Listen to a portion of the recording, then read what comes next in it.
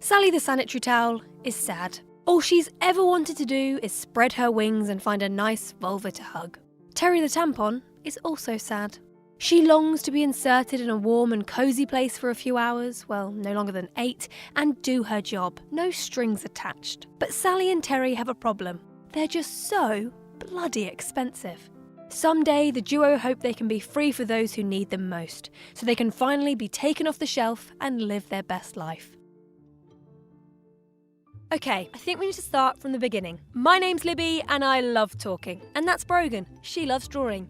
Together we're going to mind map the bloody injustice out of period poverty. So, what exactly is it? Well, it's something many of us are lucky enough to take for granted. Period poverty refers to having a lack of access to sanitary products due to financial constraints. Who does period poverty affect? Period poverty is a worldwide phenomenon. In the United States, poverty overwhelmingly affects women, but most American programs designed to help low-income families, including Medicaid, exclude menstrual products. The situation in the UK is just as bleak. A survey by the charity Plan International UK found that 1 in 10 females aged between 14 to 21 cannot afford sanitary towels or tampons. That's here in the UK, the 5th largest economy in the world.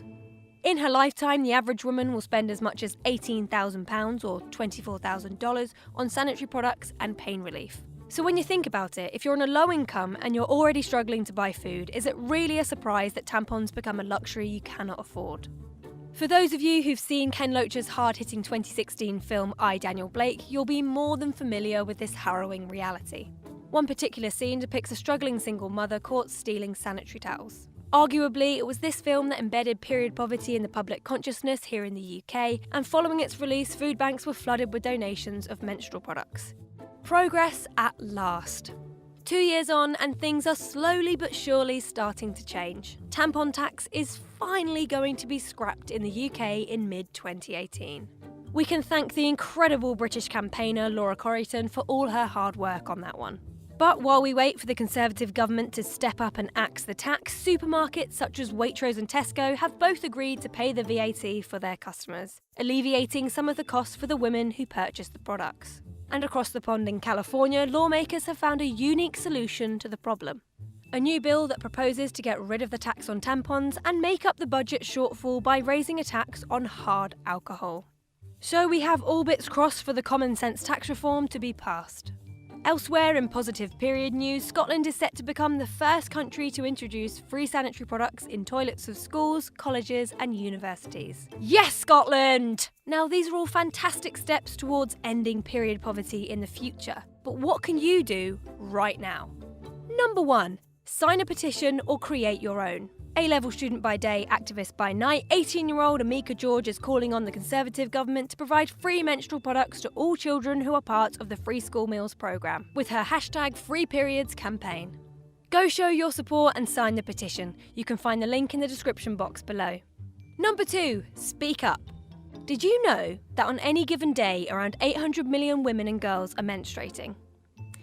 Probably not, because no one is talking about it. But every woman has a period story. So it's about bloody time we speak up.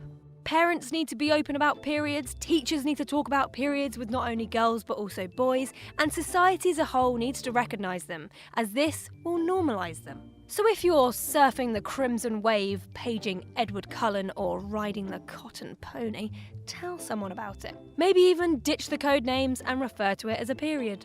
By talking about menstruation, it helps other women feel more comfortable to ask for help, get access to information, and explore their options. Number 3. Support charities and organisations.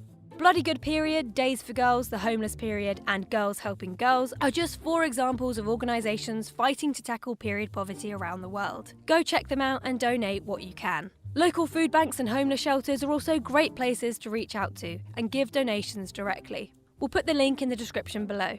So there you have it. Thank you so much for watching Period Poverty Mind Mapped. We love you all. How will you help erase period poverty? Let us know in the comments. Let's help stop period poverty.